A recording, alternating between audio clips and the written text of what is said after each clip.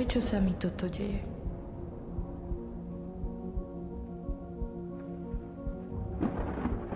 Prečo nemám pokoj?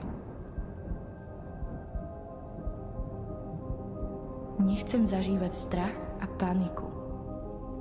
Som prázdna? Význam je nejaká dôležitosť, prečo na niečom záleží.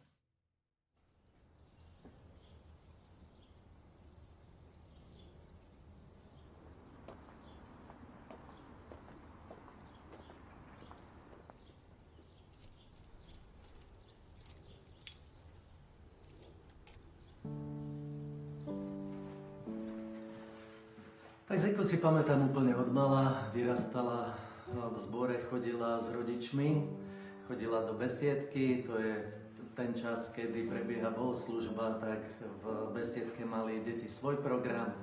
Bola taká utiahnutejšia, veľké oči, ako dieťa moc nerozprávala, skôr aspoň na dospelých, takže bola taká milá, zlatá a potom nám vyrástla. Čauko. Ziku poznám už od malička a v podstate naši rodičia sa spolu kamarátili, takže prečo by sme sa nemohli spolu kamarátiť aj my. No a vlastne väčšina ľudí by popísala Ziku v detstve ako veľmi introvertnú a tichú. Pre mňa to bolo skôr naopak, bola veľmi veselá, dalo sa s ňou veľmi dobre pokecať, chodili sme vonku, chodili sme do zboru, na mládež, do obchodov a tak ďalej, proste robili sme srandy. Napríklad častokrát sme chodili do obchodov a len sme si proste vyskúšali oblečenie v kabinkách, robili sme takú prehliadku, vrátili a potom sme šli do ďalšieho obchodu a na konci sme si niečo vybrali malé, čo si kúpime a to bolo tak všetko, ale celkovo proste bola to sranda. To je ešte z obdobia, keď sme boli deti, chodili sme po uliciach, teda po večeroch, len tak proste po vonku a fotili sme sa, lebo sme si mysleli, že sme cool. Toto je tiež veľmi pekná fotka, to bol vianočný večierok, na ktorom som Zike dal tričko z Dedolesu, keď ešte robili trička. No nešťastie jej bolo veľmi veľké, takže ho použila ako pyžamo, ale OK, prečo nie? Wow. Tak toto je mega brutál pre mňa vidieť. Čože? Akože extrémna nostalgia. Tu už je fitko. No way. Ja si pamätám, jak týmito schodami, keď som bola ešte úplne malička, som chodila do besiedky, wow. Mega. Teraz je všetko také menšie. Čože? OK. Wow, čo? To úplne inak vyzerá. Čo ti dáva? Tu sme mali chodbu, tu sme mali také tie staré vešiaky, to si mega pamätám. A tam sme mali, že detský kutík. Úplne tam som sedela taká maličká, chápete? Wow. OK. Tak tu sú brutálne nostalgické spomienky, pretože tu sme mali po celej miestnosti stoličky a tu bolo pódium vľavo. A pamätám si, že tam vzadu, úplne vzadu, bol technický tím. A teraz je to tu také zastavané. A keď som bola malá, tak sa mi zdalo, že že tá budova je veľká. Ale teraz je to také akurát. Wow. Mohlo sa tu asi vojsť okolo 300 ľudí. A je to fakt divné sa tu prechádzať, keď už sa to všetko tak zmenilo. No a možno sa pýtate, že prečo som práve vo fitku a čo tu vlastne robím, ale táto miestnosť, v ktorej práve stojím, bola kedysi cirkev, do ktorej som chodila, keď som bola malá. Takže teraz je to fitko. Yes. Fú. Inak tu ešte tieto dve miestnosti. Tam si spomínam, že bola nejaká modlitebňa alebo niečo, tam sme chodili. Wow.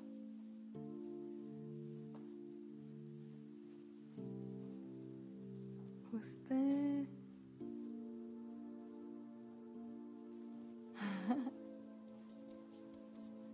Ja myslím, že ten strop bol taký istý, ale tá stena je úplne iná, pretože vtedy tu boli ešte také staré, žlto zvláštne dreva. A pódium, tu sa hrali chvály a tu boli všetci ľudia a proste sme chválili Boha, to bolo krásne.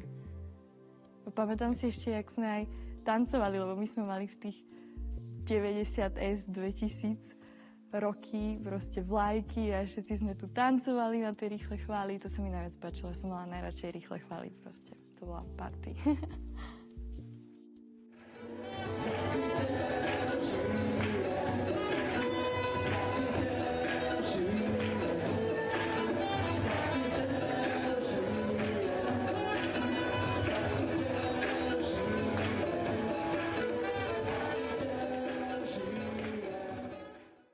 Už od malička som vyrastala v cirkvi. Rodičia ma viedli ku viere v Boha a ja som si vtedy neuvedomovala, aké vzácne to je. Proste som to brala ako samozrejmosť.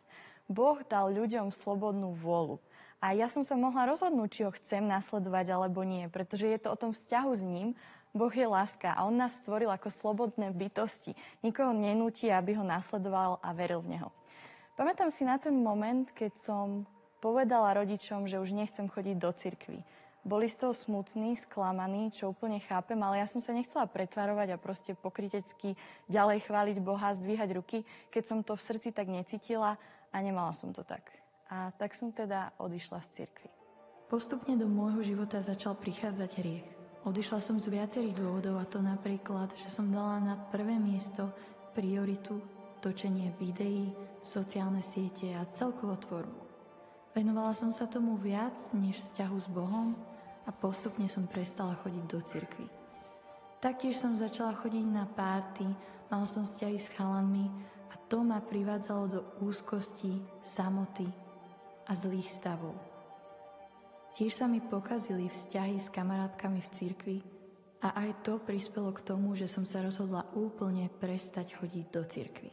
Moje srdce postupom času naplnila úzkosť a samota, prázdnota a veľmi zlé myšlienky. Viaceré hodnoty, ktoré som predtým mala a v ktorých som vyrastala, sa prekrútili a prevrátili celkový pohľad na svet. Zmysel je cieľ alebo dôvod pre nejakú vec.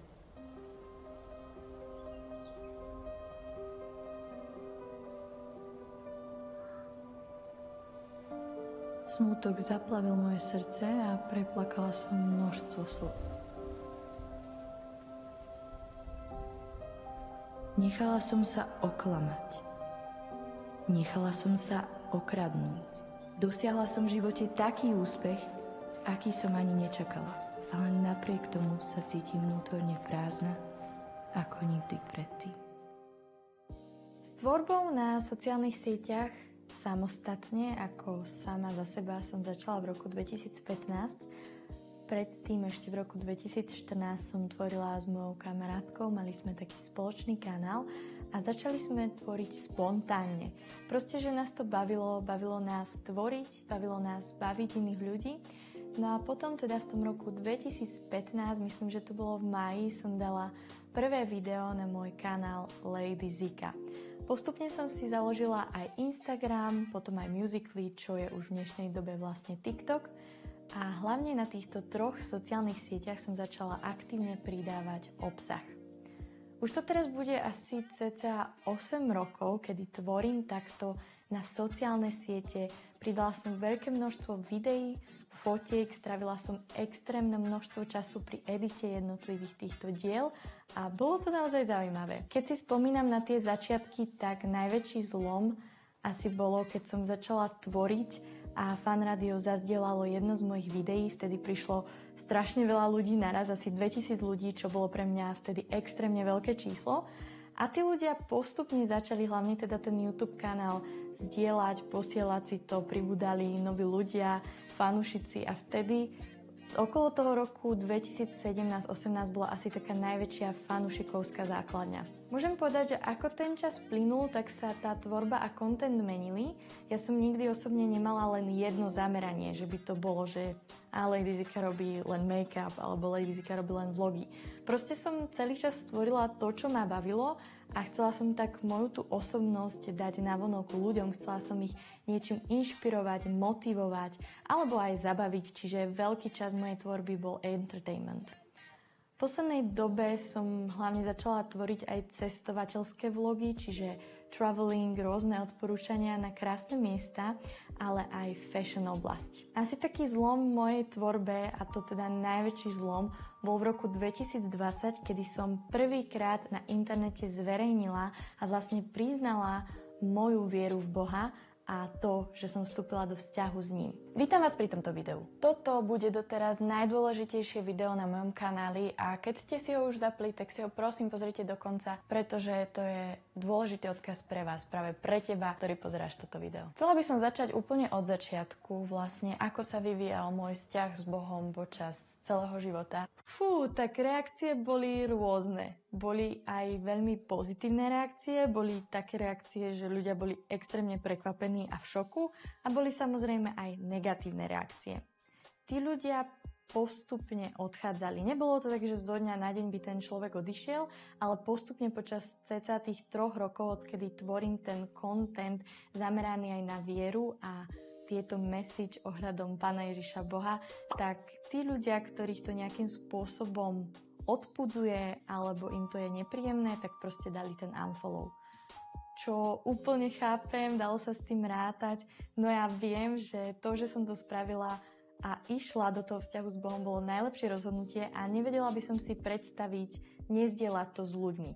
Nakoľko ja som veľmi autentický a úprimný človek a Boh ma ešte viac učí vstupovať do tej úprimnosti, tak by bolo pre mňa úplne nepredstaviteľné, keby som sa s takou úžasnou veľkou vecou a zmenou v mojom živote nezdieľala s ľuďmi, ktorí ma už dlhé roky pozorujú, poznajú z internetu a preto som veľmi šťastná, že som to takto mohla zdieľať, pretože síce množstvo ľudí aj odišlo, nahnevalo sa, bolo v šoku, ale množstvo ľudí to inšpirovalo a motivovalo do toho vzťahu s Bohom.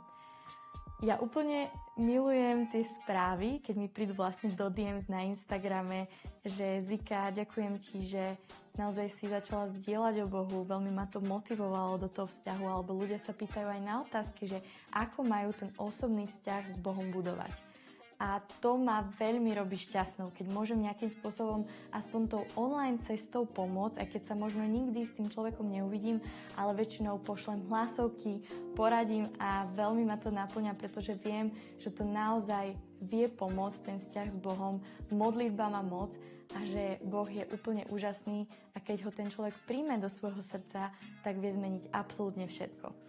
Moje vnútro úplne naplnil taký pokoj, ktorý naozaj nemohlo mi nič dať tu na svete. Zároveň láska, proste nadprirodzená radosť a úplná sloboda. Verím v Boha, pretože ma miluje tak nekonečnou láskou a On dal za mňa a za všetkých vás svojho jednorodeného syna, aby sme my mohli mať večný život. To je tak brutálne, chápete? Wow, akože ja som z toho úplne, že mega unesená. Fakt! On mi dáva proste ten smer, zmysel života. Ja už teraz viem, že proste tu nie som len tak. Viem, prečo tu som, na čo tu som, čo mám spraviť. Nestresujem sa kvôli úplne zbytočnostiam. Proste učí ma, ako proste správne žiť, ako odpúšťať ľuďom, ako milovať iných a je to úplne, že dobrodružstvo. Toto je YouTube button. Ľudia ho dostávajú vlastne, keď dovršia hranicu 100 000 odberateľov. Myslím, že to bolo niekedy okolo roku 2018, kedy bol taký najväčší boom ohľadom môjho YouTube kanála. Mala som rúžovo-modré vlasy, výrazný štýl. Stále milujem farby, no prejavujem to aj iným spôsobom. Extravagancia je určite úžasná, no neberiem to už ako prioritu. A tento YouTube button mám vystavený na poličke ako takú pripomienku toho, že wow, proste je to úžasné, že až toľko ľudí ma začalo sledovať. Ja som si nikdy nevedela predstaviť, že až toľko ľudí by mohlo tú tvorbu nejakým spôsobom pozorovať, podporovať a to je vlastne súhrn tých ľudí za celé to pôsobenie. Momentálne na mojom YouTubeovom kanáli je viac než 250 000 odberateľov, na TikToku viac než 660 000 a na Instagrame viac než 200 000. Ja si to nesmierne vážim a úplne som z toho v šoku. Vážim si každého jedného človeka, ktorý ma nejakým spôsobom podporuje, motivuje v komentároch, inšpiruje a dáva ten feedback, pretože je úplne krásne vidieť, ako títo ľudia sú z toho nadšení a stále veľmi veľa ľudí pozoruje túto tvorbu, za čo som nesmierne vďačná.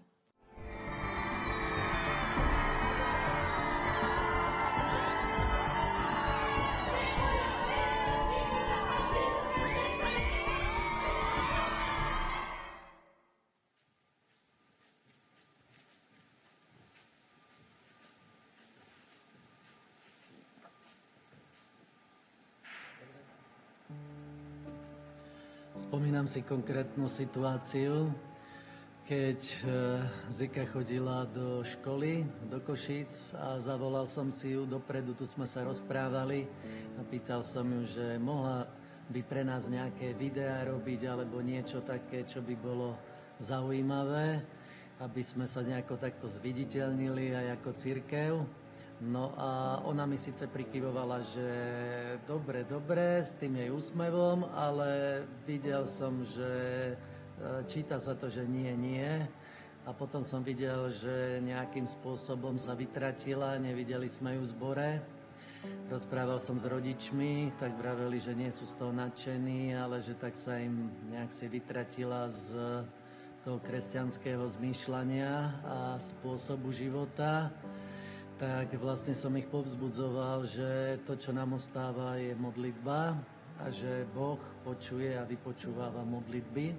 Takže sme sa modlili, oni sa pravidelne modlili, aj doteraz sa modlia a nie len za ňu, ale za všetky svoje deti. Videl som, že bez ohľadu na to, že sa stratila, že sa ponorila do nejakých vecí, ktoré sú ďaleko od kresťanstva, tak predsa len tá nádej zomiera posledná a sila modlitby je veľká, takže stáli sme za ňu v modlitbách, modlili sme sa a Boh je ten, ktorý vie zmeniť údel každého človeka, takže tak.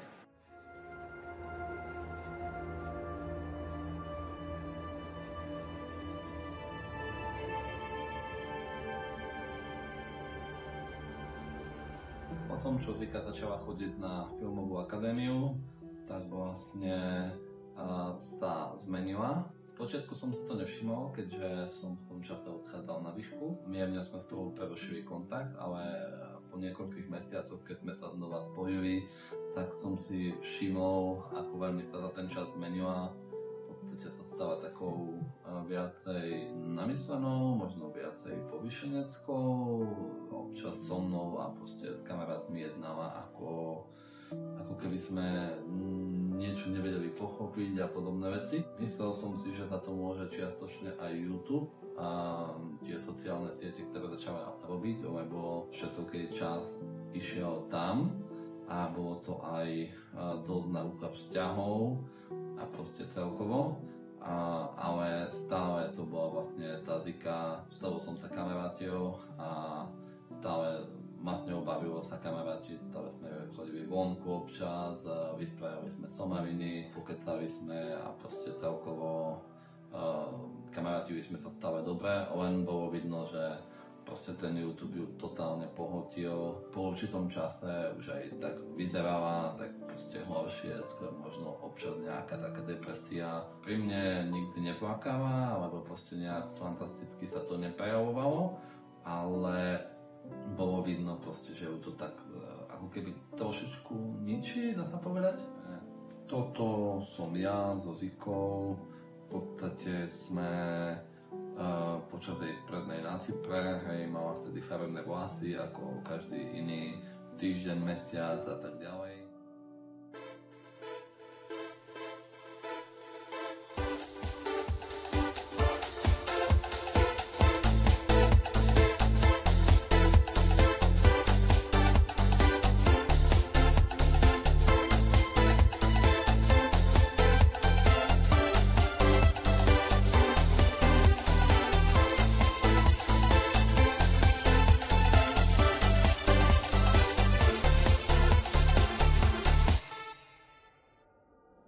tomto období som prežívala smútok a samotu. Aj keď som mala okolo seba ľudí a chodila som na party a možno som sa chvíľkovo smiala, bola to sranda, ale na druhý deň a keď som bola sama v izbe večer, som zažívala naozaj úzkosti a neopísateľné pocity, ktoré boli naozaj negatívne a cítila som sa sama.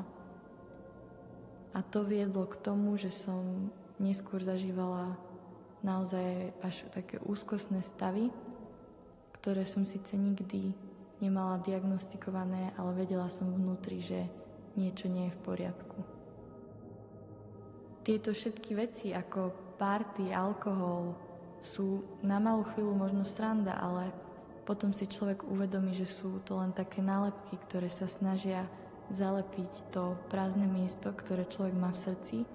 A takéto nálepky som na mojom srdci mala aj ja. A snažila som sa zakryť ten vnútorný hlas, ktorý kričal po Bohu, aj keď som si to nechcela vtedy priznať. Hodnota sa týka otázky dobra a zla. Či je niečo správne, alebo je niečo nesprávne. Dostojevský povedal, že ak neexistuje nesmrteľnosť, potom sú všetky veci dovolené a to je veľká pravda. Neexistuje objektívny dôvod, prečo by človek mal byť morálny, dokiaľ sa mu morálka nevyplatí v jeho sociálnom živote alebo mu nerobí dobrý pocit. Napríklad, prečo by mal byť človek morálne dobrým, ak sa to nevyplatí hlavne jemu? Prečo by mal mať nejaké povinnosti na opačnej strane? Prečo by bol povinný správať sa iným spôsobom? Ak neexistuje Boh, potom neexistuje žiadny objektívny štandard správneho a nesprávneho. Vo svete bez Boha kto môže povedať, že koho hodnoty sú správne alebo nesprávne? Ten zlom v mojom živote nastal, keď som sa osamostatnila od rodičov a presťahovala sa do Prahy. Vtedy som si úplne uvedomila, že nie rodičia alebo kamoši, ale že ja raz budem stať pred Bohom a to, ako sa rozhodnem tu na tejto zemi, bude závisieť, kde strávim večnosť. A vedela som, že som hriešná, že nežijem proste správny život podľa Biblie a že keby som vtedy zomrela, tak nebudem s Pánom v nebi. No a tak som sa rozhodla, že budem nasledovať Boha. Začala som čítať Bibliu, postupne som sa začala modliť, síce iba po kuskoch, ale už som budovala ten vzťah. No a v roku 2020, keď som bola na Havaji, som sa úplne rozhodla, že budem nasledovať Boha a bolo to najlepšie rozhodnutie v mojom živote. Ježiš mu povedal: Ja som cesta, pravda i život. Nik neprichádza k Otcovi, ak len nie skrze mňa. Jan 14:6. Potom, ako som odovzdala Bohu život, začali sa diať veľké zmeny v mojom živote. A bolo to vďaka tomu, že som Bohu dovolila, aby menil moje srdce a naozaj som videla, ako vstupuje do rôznych oblastí môjho života.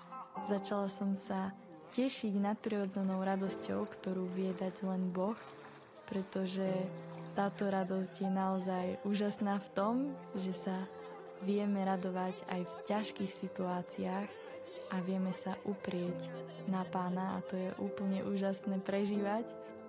Častokrát si ľudia myslia, že život s Bohom sú samé príkazy, rozkazy, že je to proste nuda. A toto je úplné klamstvo, pretože život s Bohom je úžasné dobrodružstvo, kedy človek zažíva vzrušujúce chvíľky, vidí, ako sa mení jeho život a vidí zároveň, ako sa menia životy iných naokolo, pokiaľ mu to tí ľudia dovolia. Je to úplne úžasné žiť každodenný život s Pánom, nie je žiadne náboženstvo, ale naozaj, že je to založené na osobnom vzťahu s ním a vtedy vidíme veľké zmeny, ktoré sú naozaj úžasné. Takže veľmi som sa potešil, keď som videl zase Ziku v zbore.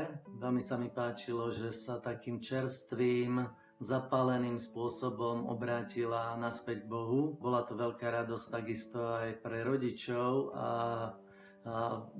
beriem to ako aj vypočutie modlitieb. Tá modlitba je neoddeliteľná súčasť a nemusíte to tak brať, taký level up by som povedala u mňa, čo bol, keď som sa začala s Bohom rozprávať aj len tak počas dňa. Že to nebolo ohraničené, že teraz Pane, rozprávam nejaké veci v mene Ježiš, amen, ale že proste napríklad som strihala video a teraz striham video a proste poviem Bohu, že wow, super strih a tak, hej, že proste som mu povedala nejakú vec, z toho, čo sa dialo v tom danom dni a nemala som to nejako ohraničené, že mu môžete fakt povedať všetko, alebo keď treba, neviem, niečo nájsť na rýchlo, že sa ponáhľam, tak proste, Pane, prosím, že kde to je? A potom fakt, že do pár sekúnd nájdem tú vec a že to je dobré, že aj v takých veciach vám pomáha Boh a vždycky vás počuje, takže nemusíte to brať a ohraničovať, že len napríklad večer sa modlím a teraz celý deň si nespomeniem na Boha a ani mu nič nepoviem. Práve naopak, každú chvíľku, keď na ňo myslíme, lebo on celý čas na nás myslí, tak to je úžasné. Pred nejakou dobou som namaľovala tento obraz a v podstate vyjadruje toto veľké srdce, to Božie srdce, ktoré má naozaj nekonečnú lásku, ktorú my ani nevieme našou mysľou pochopiť. Tá sivá farba, v podstate dostrieborná, znázorňuje Božiu slávu, ktorá vychádza z Boha a je to niečo úžasné a neopísateľné slovami. Srdce v strede v podstate vyjadruje moje srdce alebo srdce akéhokoľvek človeka, ktorý vydá srdce Bohu, pretože sa stávajú jedno. A tieto žlté body sú vytriskujúca radosť, ktorá vychádza z toho srdca, pretože radosť je jedným z ovocí ducha, keďže je to láska, radosť, pokoj a my sa môžeme tešiť, keď sme s Pánom, keď žijeme s ním. A je to úžasné, že naše srdce splynie z jeho a stávame sa nositeľom jeho lásky tu na svete. Tak ako Pán Ježiš, keď tu bol, tak my môžeme slúžiť ľuďom. Takže je to úplne úžasné niesť tú Božiu lásku skrze neho pre ľudí. Here we go! Let's go!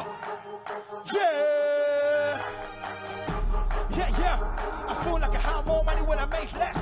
I've been counting, doing a mastermind counting. The money don't make sense. I see crazy figures that I spent on dinners. Can I get a witness? And everybody trying to holler, trying to run up from the bubble. Wanna make a couple dollars off me. What are the benefits if you get everything and then you lose yourself? You can't take anything when they are burying you. You ain't through the round. We're gonna go crazy. Are you ready?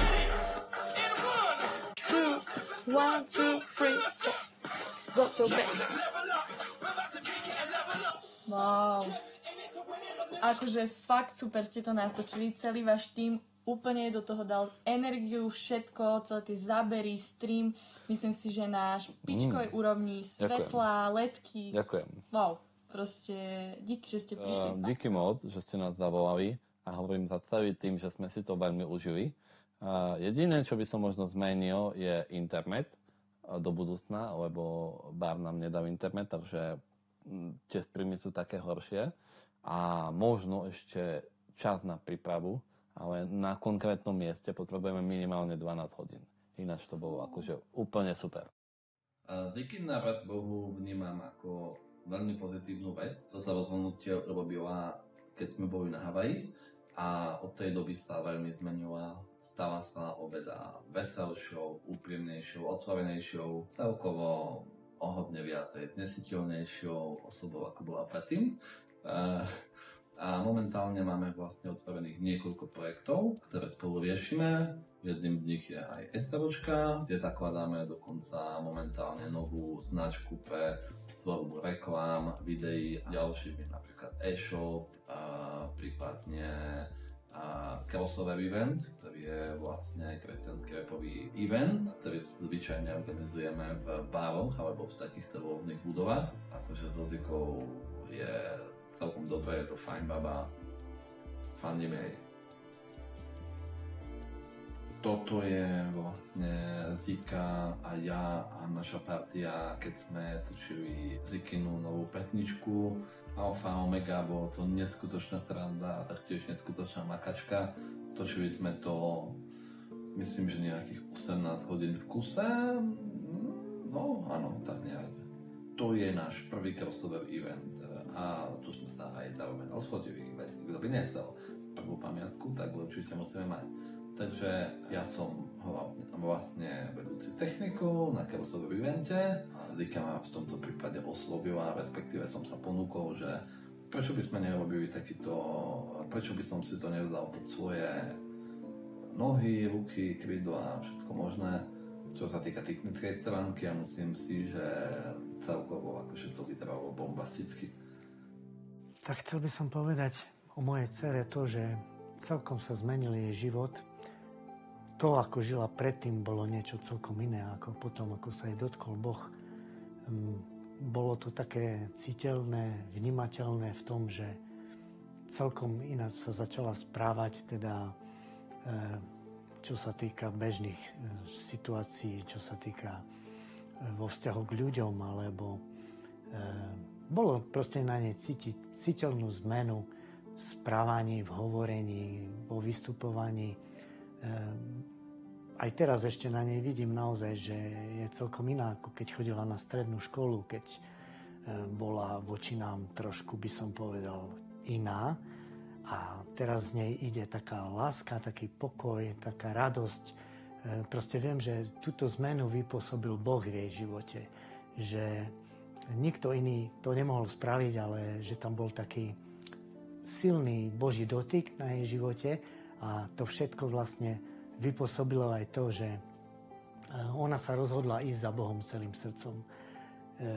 Je to aj ťažko povedať, vysloviť to, ale ona má Ježiša Krista v srdci a túži o ňom hovoriť ľuďom na uliciach.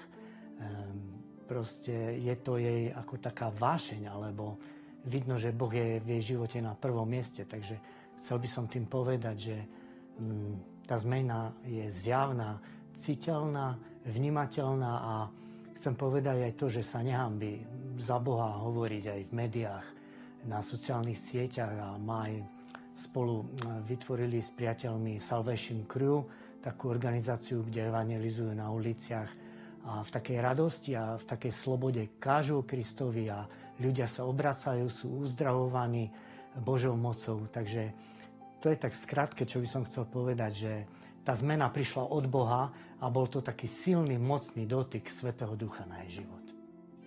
I love you, Jesus. I love you more than a silver, more than a gold.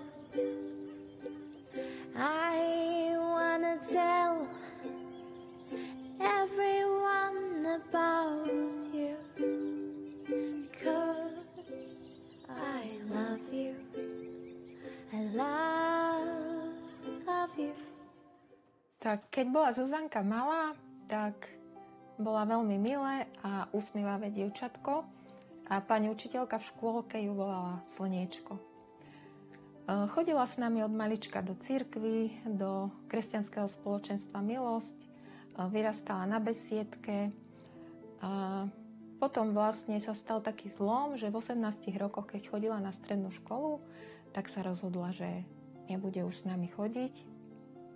Áno, bolo to pre nás ťažké a v tom čase síce ju na ulici oslovovali rôzne deti alebo mladí ľudia a pýtali si od nej podpis, bola slávna, ale v skutočnosti doma bola taká zamyslená, smutná a potom som sa dozvedela, že po nociach aj plakala.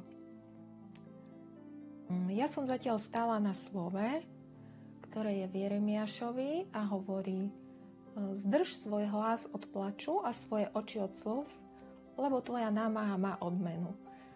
Vrátia sa dcéry z nepriateľského územia, vrátia sa na svoje územie, tak to hovorí Hospodin. Tvoje potomstvo má nádej.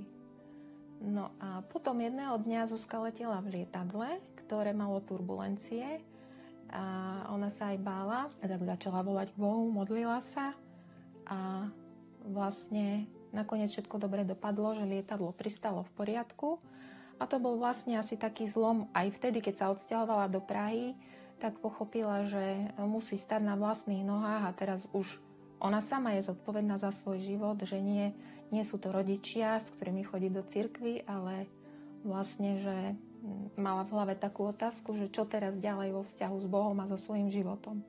No a vlastne v tom lietadle, ako som už spomínala, prišiel ten zlom, že volala na Boha, lietadlo pristalo v poriadku a vtedy vlastne sa navrátila do takého naozajstného živého vzťahu s Bohom, že to už nebolo kvôli nám, rodičom, ale že vlastne s Ježišom mala živý osobný vzťah a dodnes ho aj má, že s ním hovorí, káže ľuďom na uliciach. Tým, že je youtuberka, tak vlastne aj cez tie videá sa dotýka mladých ľudí, ktorí si z nej, verím, že aj berú príklad. A hoci zažíva aj všelijaké útoky od niektorých, ale ide ďalej vo viere a je smelá. A čo sa týka mňa ako mamky, tak cítim takú zmenu, že mi hoci kedy zavolá, opýta sa, že ako sa mám, alebo keď príde domov, tak ma len tak spontánne objíme, mi povie, že ma ľúbi. A tak.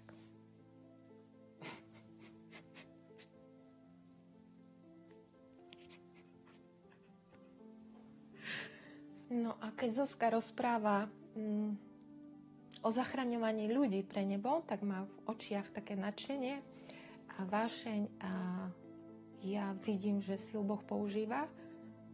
Som preto šťastná, nadšená a som na ňu hrdá. Vďaka Bohu. A ja. Konec.